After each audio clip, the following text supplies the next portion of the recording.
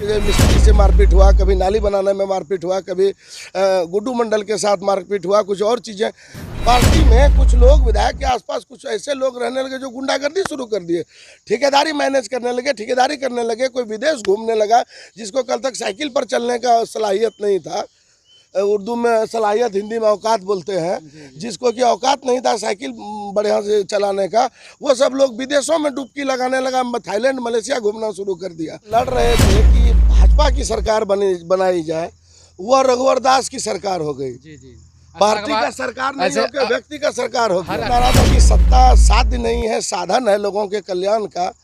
इसको मैंने बुरी तरह से टूटते देखा 2014 में, जैसे ही सरकार बनी। अभी हम खड़े हैं गोड्डा जिला के डुमरिया गांव में, जो कि काफ़ी फेमस गांव है, क्योंकि सटा बगल में मोतिया गांव है।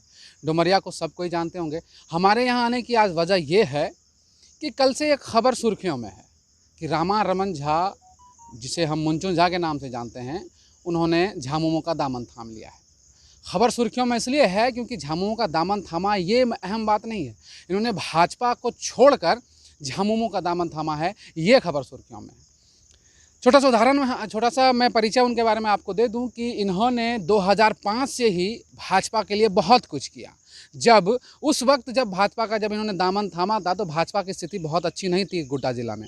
मनोहर टेकरीवाल को टिकट मिला था भाजपा से 2005 में, और उस वक्त इन्होंने जी तोड़ मेहनत की थी। मेहनत ऐसी कि इन्होंने एनओसीआई, जो यहाँ पर छात्र संगठन था, वो बहुत बड़ा था और उसमें सैकड़ों युवाओं का वहाँ पर जमावड़ा हुआ करता था और टोली वहाँ पर जुड़ी हुई थी। यानी कि आप समझ लीजिए कि जो भी प्रमुख युवा थे उसी एनओसीआई में थे। और इनका सबसे बड़ा योगदान ये रहा था कि उन्होंने तमाम युवाओं को एनओसीआई से सीधा भाजपा ज्वाइन करवाया था, क्योंकि एक युवाओं की टोली इनके पीछे हमेशा खड़ी दिखती थी।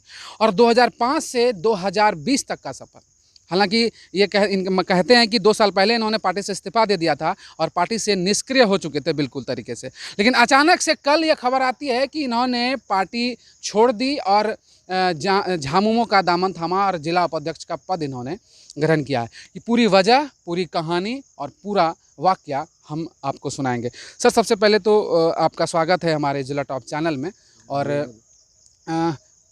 पूरा ज़िला जानना चाहता है कि ऐसी क्या वजह हुई 2005 से लेकर के आपने 12 साल लगभग सेवा दिया है राजनीति में और भाजपा में बने रहे, और अचानक से झामुमो की तरफ चले गए, इसकी खास वजह?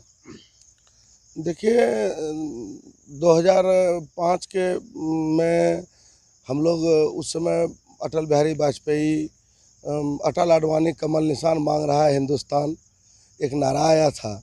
और उसके पहले जो हम लोग एकदम नया युवा थे, तो उसके पहले से जो सुनते आ रहे थे राष्ट्रवाद, फलाना ढेंकाना, एक वैचारिक पार्टी, तो हम लोग सबके मन में एक संकल्प था कि एक बेहतर भारत का निर्माण हो और यह भाजपा ही कर सकती है। और इसी उद्देश्य के पीछे हम लोग भाजपा ज्वाइन किए थे। और उस समय खास कारण रहा था कि इस जिला से एकमात्र विधायक और मंत्री प्रदीप जी भाजपा में थे, और प्रदीप जी के ही नेतृत्व में खासकर हम लोग सब कुछ लड़का 2005 के चुनाव के पहले भाजपा में जुड़े थे। और मनोहर जी से बहुत आत्मिक संबंध था, चुनाव के पहले से एक आत्मिक संबंध था मनोहर जी से। उनके साथ भी वो चुनाव में टिकट मिल गया था, तो यह भी एक बड़ा कारण था। तो मनोहर जी के साथ जुड़े, उसमें विधायक हुआ करते थे संजय प्रसाद जी, और रजनीश भैया को हरा कर ही बने थे, तो विपक्ष में रजनीश भैया थे। गोड्डा विधानसभा में बीजेपी कहीं नहीं थी दूर दूर तक जी। लेकिन मनोहर जी चुनाव लड़े, हम लोग आए, हमारे साथ साथ और बहुत सारे युवा इसमें जुड़े। खासकर बड़ा योगदान रहा परिवर्तन लाने में। उस समय तत्कालीन एनएसयूआई के अध्यक्ष रहे अक्षय मिश्रा जी और सचिव रहे अखिलेश पांडे जी, जिनके साथ हम लोगों ने बैठकर बात किया। और उनको भी कहीं ना कहीं रजनीश जी के कार्यकाल से कहीं तकलीफ पहुंचा था, वो लोग भी दुखी थे। और एक नया ये चाह रहे थे कि गोड्डा में एक नया राजनीतिक कौन खड़ा हो, जहां की युवा अपना भविष्य देख सकें और समाज के लिए कुछ कर सकें। इसी भावना से ही उत्प्रेरित होकर पूरा एनएसयूआई का उस समय विलय हो गया था। कृष्ण कन्हैया उस समय एबीवीपी में था और कन्हैया भी था साथ में। तो एक तरह से कहा जाए पूरा NSUI जो है का युवा ABVP के साथ हो लिया था हम लोगों के साथ में आके, और उन युवाओं का देन था कि मनोहर जी जैसे कैडर प्रत्याशी, जिनका कि ऐसे कहा जाता है कि राजनीति में जाति बहुत बड़ा फैक्टर होता है किसी भी चुनाव को प्रभावित करने के लिए, लेकिन हम लोगों ने अनुभव किया था कि मनोहर जी जिस जाति से थे उनका यहाँ लगभग उस समय इस विधानसभा में 700-800 से ज़्यादा वोट नहीं था, और मनोहर जी जैसे मना जाति के हिसाब से बेसलेस प्रत्याशी आए, और उन्हीं युवाओं का देन था, युवाओं के टोली का देन था कि उस समय के तत्काल जो कथित रूप से दबंग विधायक को हराकर मनोहर जी पहली बार भाजपा का यहाँ परचम लहराए थे, झंडा लहराए। 2010 में आपने जिला परिषद का चुनाव भी लड़ा और जीता भी। उसके बाद का राजनीति सफ़र क्या रहा? और कहते हैं कि आप सांसद जी के बहुत करीबी भी रहे हैं। हाल फिलहाल के कार्यक्रमों में भी जब सांसद जी यहाँ आए थे, जब रेलवे का उद्घाटन था, आप भी सांसद जी के आसपास ही दिखे थे। तो इतनी करीबी होने के बाद अचानक से पार्टी को छोड़ देना कहीं ना कहीं अलग ही कहानी बता रहा है। नहीं, एक्चुअली 2009 में ही सांसद जी जब प्रत्याशी बनकर चुनाव लड़ने आए थे, और अपने गांव के बुजुर्गों अभिभावकों के मार्गदर्शन में हम निशिकांत जी के साथ उस चुनाव में लगे थे, और ईमानदारी से काम किए। उन्होंने भी देखा कि अच्छा क्षमतावान युवक है। वैसे तो उस समय में सबसे ज़्यादा हमारे विषय में ही उनको कहा गया कि बहुत बदनाम है, बहुत तंग करता है लोगों से, अच्छा खराब जो होता है लोगों ने सुनाया। लेकिन उन्होंने जब देखा, 1-2 साल उनके साथ रहे, काम किया, कहीं किसी तरह का विवाद या जैसा कि उन्होंने सुना था ऐसा कुछ उनको नहीं मिला, तो धीरे धीरे और सब जो लोग जुड़े थे धीरे धीरे अपने चाल चलन, और समझते ही हैं राजनीति में जो चंदा चिटा का कहानी होता है, दाएं बाएं, ये सब सुनकर लगभग सब लोगों से उन्होंने किनारा कर दिया था। बहुत कम लोग ही बचे थे मेरे जैसे जिन पर कि वो आज तक भी विश्वास करते हैं कि जो दायित्व इन लोगों को दिया जाता है। हम सांसद के प्रतिनिधि भी रहे हैं बिजली विभाग में, और राजीव गांधी विद्युतीकरण योजना में उन्होंने हमको अपना प्रतिनिधि भी बनाया था। तो मूल रूप से सांसद जी के साथ ही दोबारा से फिर से बीजेपी में पूरा इससे काम करने के लिए आए। उसके पहले यहाँ के जो बीजेपी के लोग थे, जीते हुए लोग थे या कद्दावर नेता थे, इन लोगों ने बीजेपी छोड़ दिया था, और एक बाबूलाल जी के साथ एक राजनीतिक षड्यंत्र के तहत बीजेपी को बर्बाद करने के लिए यहाँ जो भी बीजेपी के कार्यकर्ता थे पूरे जिला में, उस सब लोगों को लगभग अपने साथ समेट लिया था। हम बरसों बाद झारखंड में पंचायती राज का चुनाव हुआ, और हम जिला परिषद के प्रत्याशी के रूप में गोड्डा पश्चिमी से चुनाव लड़ने के लिए गए। चुनाव लड़ने गए तो ऐसे तो मना अगर मेरे मन की बात कही जाए तो पहला बार हमको उसी जब चुनाव में हम प्रत्याशी बने थे उसी समय झटका लगा था, क्योंकि वह चुनाव पार्टी के बैनर से नहीं हो रहा था, पार्टी के सिंबल पर नहीं हो रहा था, स्वतंत्र हो रहा था। लेकिन पूरे राज्य में कहीं नहीं, सिर्फ गोड्डा पश्चिमी चुनावी क्षेत्र में जो तत्कालीन जिला अध्यक्ष दिलीप सिंह जी थे, उन्होंने एक प्रेस विज्ञप्ति जारी करके एक बयान दिया था कि भाजपा के आधिकारिक प्रत्याशी सिर्फ पवन झा जी हैं। जबकि मैं पवन झा जी से बहुत पहले से भाजपा में सक्रिय रहा हूँ था, और जो भी लोग थे मेरे सामने बहुत लोग आए गए हो चुके थे उस समय, और मैं सबसे सक्रिय अपने आप को मान रहा था। और जहाँ तक होता है कि रिस्क कवर, जो राजनीतिक रिस्क होता है, बूथों पर जाना, चुनाव का प्रबंधन देखना, क्षेत्र में जाना, हमको नहीं लगता है कि विगत 10-12 साल में हमसे ज़्यादा या हमारे टीम से ज़्यादा किसी ने यह रिस्क उठाया होगा। 2005 के ही चुनाव में सब लोग जानते हैं, गोड्डा विधानसभा के पथरगनवा मंडल के कस्तूरिया बूथ पर मनोहर टेकरीवाल जी पर एक कथित हमला हुआ था तत्कालीन प्रत्याशी के द्वारा, दबंग प्रत्याशी के द्वारा, और उसमें कुछ शंभू भगत जी जैसे कार्यकर्ता घायल हुए थे, केस मुकदमा भी हुआ था। और हम लोगों का टीम अगर मनोहर जी के साथ में नहीं रहता या हम लोग उसमें बीच बचाव नहीं करते उस समय का युवा करने, तो लोग, जैसा कि सब लोग जानते हैं कि बहुत बड़ा घटना कस्तूरिया बूथ पर मनोहर जी के साथ हो सकता था। वहाँ से लेकर मेरे चुनाव के समय में 2010 के समय तक में आते आते बहुत उस तरह का कहानी बीत चुका था। लेकिन हमको पहला आहत वहीं हुआ था कि इस बार मैंने बिना सिंबल का चुनाव हो रहा है, उसके बावजूद भी दिलीप सिंह जी या भाजपा संगठन, जबकि पूरे झारखंड में कहीं नहीं कहा गया था सिर्फ यहाँ का। उस समय भी कहा गया था कि सांसद जी के एक मन में जो है खलल टीस जो है 2010 से ही पड़ चुकी थी आपके। हाँ, फिर भी आपने इतनी मेहनत लेकिन की। मैंने इसको दरकिनार किया। लोगों ने उनके कहने के बावजूद भी पवन जी को 500-600 वोट मात्र आया था, और मैं लोगों के आशीर्वाद से या लोगों के विश्वास के कारण मैं यहाँ से चुनाव जीत कर जिला पार्षद बना था। उसके बाद ये सब जो छोटी मोटी चीज़ें थी, मैंने चूँकि उद्देश्य बड़ा था, सामने में जिला गांव जब घूमा तो देखे थे हम लोगों ने विकास का क्या स्वरूप था, यहाँ गाँव की क्या दशा थी। तो एक बेहतर समाज के निर्माण के लिए ये सब चीज़ों को दरकिनार कर हम बीजेपी से जुड़े रहे। और 2011 में जब अरुण जी जब जिला के अध्यक्ष बने तो हमको महामंत्री का दायित्व दिया गया, जिला के महामंत्री का दायित्व दिया गया। उसके बाद जो दायित्व मिला था उसके पीछे, उद्देश्य के पीछे हम लोग लग गए। आप कह रहे थे कि कल आप ये बात कर रहे थे कि भाजपा जो जिस विचारधारा से चली थी, अब वो गोड्डा में कम से कम वो विचारधारा देखने को नहीं मिलती है, और भाजपा अब पार्टी विशेष नहीं रह गई, व्यक्ति विशेष रह गई है। इस पे क्या कहेंगे आप ही ने कल ये कहा था, इसको पूरा समझाएं। देखिए, जो हम अनुभव किए 2000 जब पार्टी में पदाधिकारी बनने के बाद से 2019 विधानसभा चुनाव के पहले हमने इस्तीफा दे दिया था। तो हमने एक कार्यकर्ता के रूप में और एक पदाधिकारी के रूप में भी मैंने ये बहुत शिद्दत से अनुभव किया कि चुनाव के पहले या जिस समय से हम लोग जुड़े थे, पार्टी बड़ा है, कार्यकर्ता बड़ा है, कार्यकर्ताओं का उद्देश्य था। और भाजपा में एक बात बड़ी ताकत से समझाई या सिखाई जाती है कि सत्ता साधन होना चाहिए लोगों के कल्याण का, सत्ता साध्य नहीं होना चाहिए। और जब हम लोग जुड़े थे तब से 2014 तक लगभग यहाँ भाजपा संघर्ष ही कर रही थी। संपूर्ण सत्ता में पहली बार हम लोगों की जानकारी में 2014 में भारतीय जनता पार्टी ने पूर्ण बहुमत से सरकार बनाया।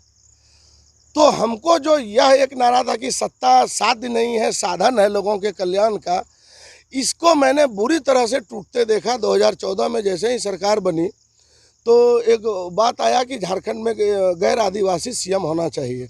रघुवर दास जी कैसे बनाए गए, क्या पैमाना था, ये तो हम लोग छोटा कार्यकर्ता थे, उस स्तर तक नहीं थे तो पता नहीं चला। लेकिन अप्रत्याशित रूप से रघुवर दास जी आए और सीएम बनाए गए। रघुवर दास जी के सीएम बनते ही, उनके सीएम बनते ही यहाँ हमने अनुभव किया कि जो पहले लड़ रहे थे कि भाजपा की सरकार बनाई जाए, वह रघुवर दास की सरकार हो गई। जी। पार्टी का सरकार नहीं होकर व्यक्ति का सरकार हो गया। हर अखबारों के फ्रंट पेज पर भी दिखा होता था रघुवर की सरकार, पार्टी का सरकार नहीं। भाजपा की सरकार का आप लोगों ने बहुत कम देखा होगा या सुना होगा। ये चीज़ हमको बहुत मेरे आत्मा को मन दुखी करता था, क्योंकि कोई व्यक्ति का सरकार कैसे हो सकता है? या तो जनता का सरकार होता है लोकतंत्र में, या किसी पार्टी के नेतृत्व में जनता का सरकार। अभी जिस पार्टी में आप जुड़े हैं वहाँ भी फ्रंट पेज पे लिखा था हेमंत की सरकार, हेमंत सरकार। इस पर हम तो 1 आध साल से संसर्ग में घूम रहे हैं, अभी आए ही हैं। यह एक चलन बना दिया गया है। कुल मिलाकर के यही स्थिति है। यह चलन, यह राजनीतिक जो इसको जुमला कह सकते हैं, यह मूल रूप से 2014 के बाद ही भारत में यह देखने को मिला है। उसके पहले राजद की सरकार हुआ करती थी, भाजपा की सरकार हुआ करती थी, कांग्रेस की यूपीए की सरकार होती थी या एनडीए की सरकार होती थी। पूरा खेल बिगाड़ा किसने? 2014 से ही सुनने को मिलने लगा कि रघुवर दास सरकार, तो मोदी सरकार, तो नीतीश सरकार, तो फलाना सरकार। तो ये ट्रैक चेंज करने का श्रेय हम कहीं ना कहीं भाजपा को ही देंगे। अचानक से फिर जेएमएम में जो कनेक्टिविटी जो होता है, एक सूत्र होता है कि किसी से संपर्क में आए, उसके बाद आपको लगा कि नहीं अब जेएमएम ज्वाइन कर लेना चाहिए, फिर से राजनीति में सक्रिय हो जाना चाहिए, इसकी शुरुआत कहाँ से हुई? देखिए, 2014 में हम जैसा बता रहे थे, रघुवर दास जी का सरकार जब बना कथित तौर पर, उसी समय से हम लोगों का मन में तकलीफ होना शुरू हो गया था। जिस तरह से गुटबाजी हावी हुई, जो पार्टी के कैडर थे, समर्पित कैडर थे, उनको कथित रूप से कहा जाने लगा कि कुछ अर्जुन मुंडा के आदमी हैं, निशिकांत दुबे के आदमी हैं, भारतीय जनता पार्टी का आदमी नहीं कहा जाने लगा।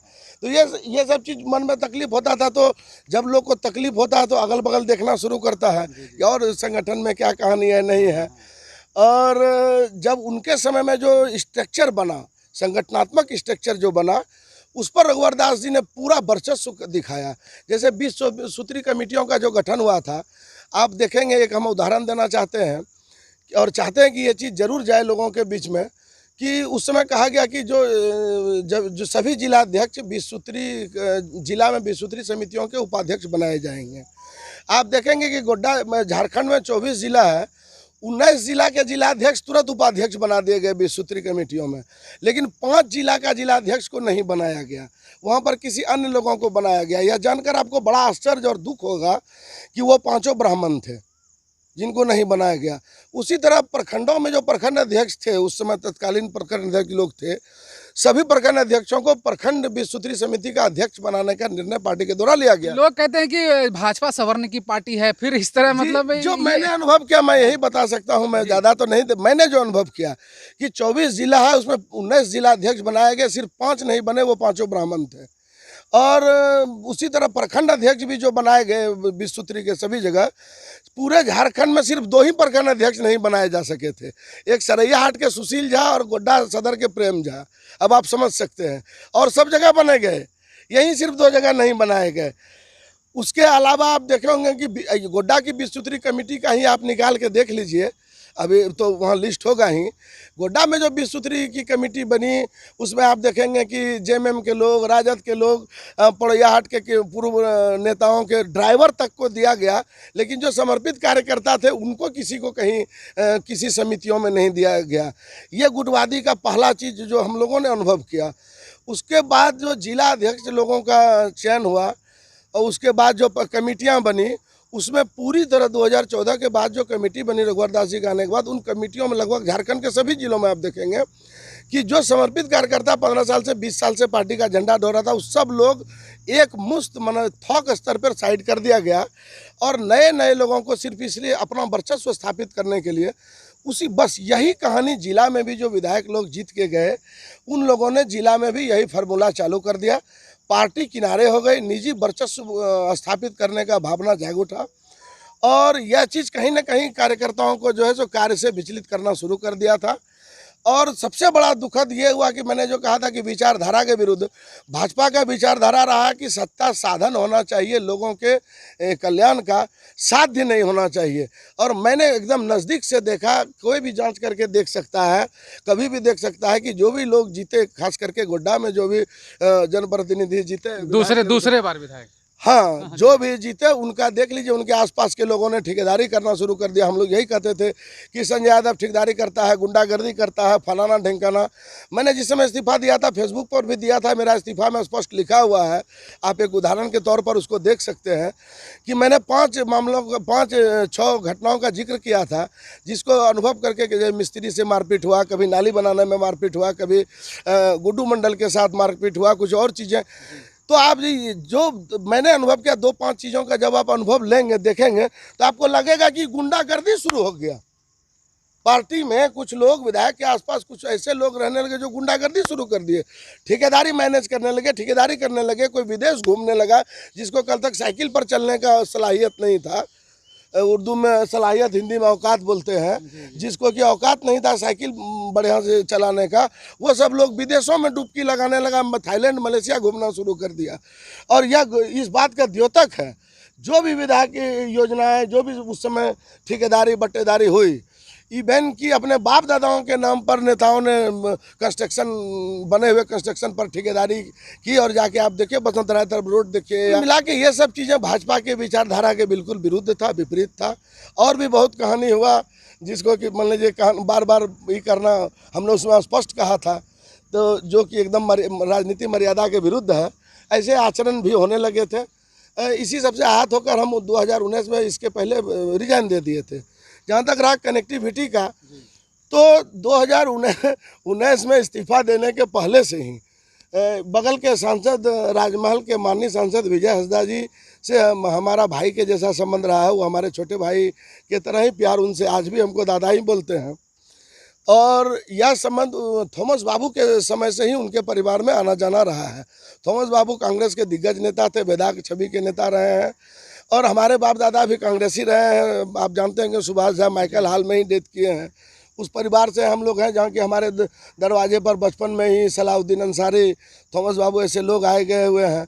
तो उस परिवार से संबंध था। तो विजय जी से बहुत बढ़िया आत्मीय पारिवारिक संबंध है। तो वहाँ हम तो जब बीजेपी में थे तब भी जाते आते थे, बैठते उठते थे। उस समय वो कांग्रेस में थे, बाद में जेएमएम में आए, वहाँ से चुनाव लड़े, सांसद बने। तो उनका और मेरे घर में आना जाना, मेरा वहाँ आना जाना, इसी क्रम में 2014 में जब माननीय मुख्यमंत्री, अभी के मुख्यमंत्री हेमंत जी आए थे चुनाव लड़ने के लिए, तो बरहेट में एक व्यक्ति है, उनके घर पर ही उनका कार्यालय था और वहीं पहली बार मैं हेमंत जी से मिला था, विजय जी के साथ में। और चूंकि मैं उसमें पार्टी का पदाधिकारी था और ये था, तो स्वाभाविक है कि मान लीजिए कि फ़ोटो वोटो ये सब नहीं किए थे, नहीं करना उचित समझे थे। लेकिन मैंने उसी समय जो थोड़ा देर बैठ के उनसे बात किया था, तो मुझे लगा कि एक बेहतरीन युवा है और जिनका विजन साफ है और एक बड़े राजनीतिक परिवार से होने के बावजूद एक सरल, सौम्य और मधुर विचार के व्यक्तित्व के ये धनी है।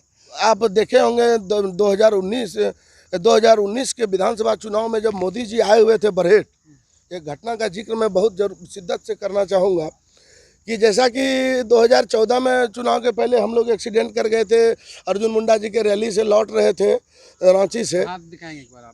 तो अभी नहीं है तो सदा जीवन के लिए ही मना अपाहिज हो गया हूँ मैं।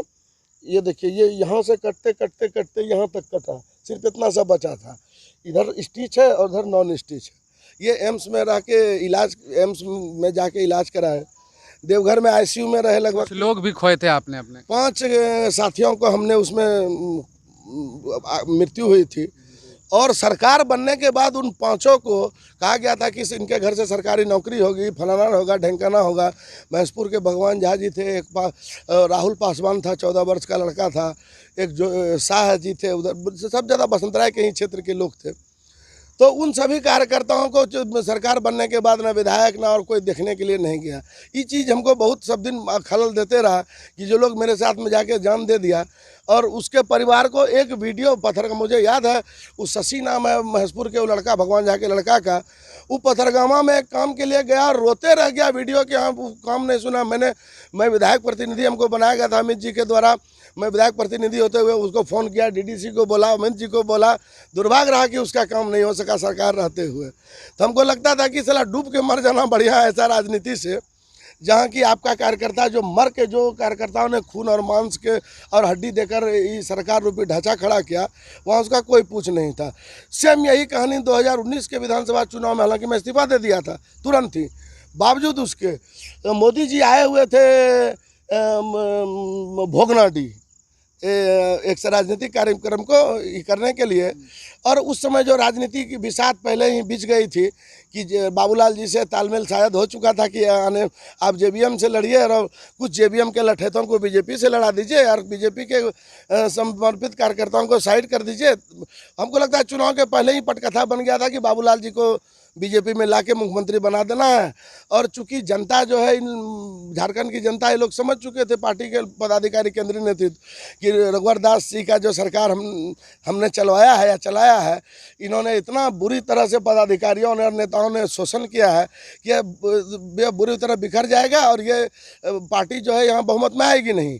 इसलिए हमको लगता है बाबूलाल जी से पहले ही तालमेल हो चुका था, जिसका कि एकदम पूरा हम प्रमाणिक उदाहरण दे सकते हैं। आप देखे होंगे कि संथाल परगना के 18 सीट में 8 सीट जेबीएम से ही आए हुए लोगों को प्रत्याशी बनाया गया था। ज़्यादा दूर तो नहीं, 2 उदाहरण देख लीजिए। सिमोन माल्टो जी जेबीएम से आए थे और इनको टिकट दे दिया गया बरहेट विधानसभा से।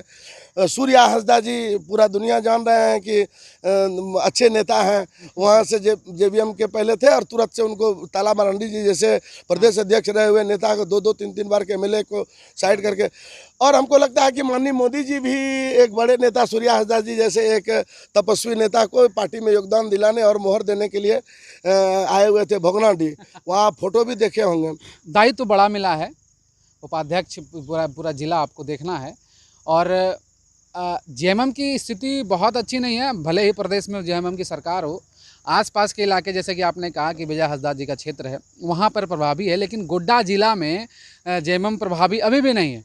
तो अब क्या तस्वीर बदलेगी जेएमएम की, क्योंकि आप ज़मीन के नेता हैं, जैसा कि आप खुद कहते हैं, क्योंकि आपने ज़मीन स्तर से काम किया है और भाजपा को एक समय मजबूत किया, तो क्या अब जेएमएम को भी इसी प्रकार से मजबूती मिलेगी जिले में? देखिए, जब हम जब राजनीति में नए आए थे उस समय से लेकर अभी तक जेएमएम के विषय में जो अध्ययन हमने किया है कि इस जिला में कभी जेएमएम के 2-2 विधायक हुआ करते थे, महागामा में भी विधायक हुआ करते थे। अब पोड़ैयाहाट से तो अभी हाल फिलहाल प्रदीप जी के इस तक जो है जेएमएम के प्रधान जी 2.5 टर्म रहे हैं, 2 बार पूरा 1 बार आधा, और महागामा में भी रहा है, और गोड्डा में भी जेएमएम का संगठन मेरी जानकारी में मोटा मोटी ठीक ठाक 20,000 के आसपास कार्यकर्ता 2004-5 के समय में ही यहाँ के कैडर का संख्या 20 से 25,000 था। उस समय यहाँ बीजेपी के कैडर का संख्या 2 से 3,000 था।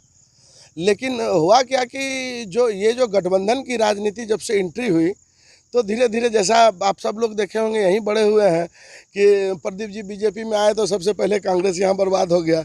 ऐसा गठबंधन का कांग्रेस के साथ तालमेल होना शुरू हुआ। बीजेपी में थे तो गोड्डा में कांग्रेस को हराना उद्देश्य था। जब जेबीएम में गए तो ऐसा गठबंधन कांग्रेस ने किया कि आज कांग्रेस का भी यहाँ सांसद हुआ करता था, विधायक। आज आप देख लीजिए 5,000 कार्यकर्ता खोजने से आपको बहुत कम में मिला होगा किसी कार्यक्रम में। ठीक यही स्थिति जेएमएम के साथ मेरे समझ से हुआ। चूँकि यहाँ प्रतिनिधित्व करने वाले लोग जेएमएम से नहीं रहे और गठबंधन की राजनीति में ज़्यादातर चुनाव में जो है टिकट चला गया गठबंधन के सहयोगियों को। और स्वाभाविक है कि आज के राजनीति का जो चार्म होता है, स्वाभाविक तौर पर बाहर से जो लोग देखते हैं चार्म को कि यहाँ विधायक होगा तो ये करेंगे वो करेंगे, ऐसा कुछ यहाँ के युवाओं को नज़र आया नहीं।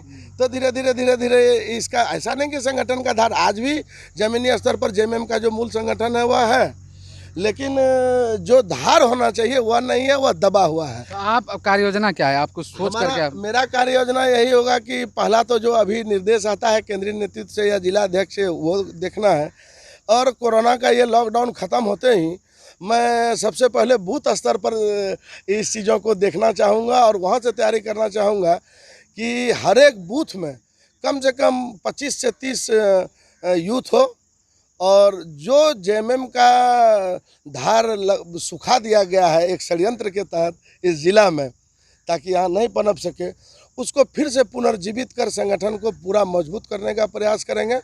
और अभी तो मान लीजिए कि अभी हम आए ही हैं, तो 1-2 साल के अंदर में उम्मीद रखेंगे कि यहाँ भी कार्य अगर हर बूथ पर या हर गांव में जाके इसको संगठनिक विस्तार करने का प्रयास किया जाता है तो हम उम्मीद करेंगे कि 1.5-2 साल में यहाँ जेएमएम के 1-2 लाख कार्यकर्ता आपको जरूर नजर आएंगे जिला में। तो हमारे साथ बने हुए थे रामारमण झा, पूर्व जिला परिषद सदस्य।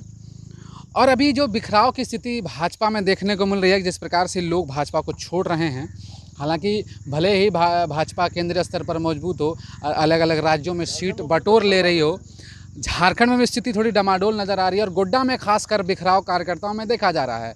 जैसा कि विधायक जी के साथ घूमने वाले कार्यकर्ता आजकल उन्हें छोड़कर एक नया मोर्चा बनाकर उनके खिलाफ बयानबाजी करते दिखते हैं। तो अब सांसद के करीबी सक्रिय नेता रामारमण झा ने भाजपा को छोड़ झामुमो का दामन थामा है, तो भाजपा के लिए चिंता का विषय जरूर है। अब तक के लिए दीजिए हमें इजाज़त और देखते रहिए जिला टॉप। हम इसी तरह तमाम मुद्दे, तमाम खबरों के बीच साथ आपके बीच आते रहेंगे। धन्यवाद।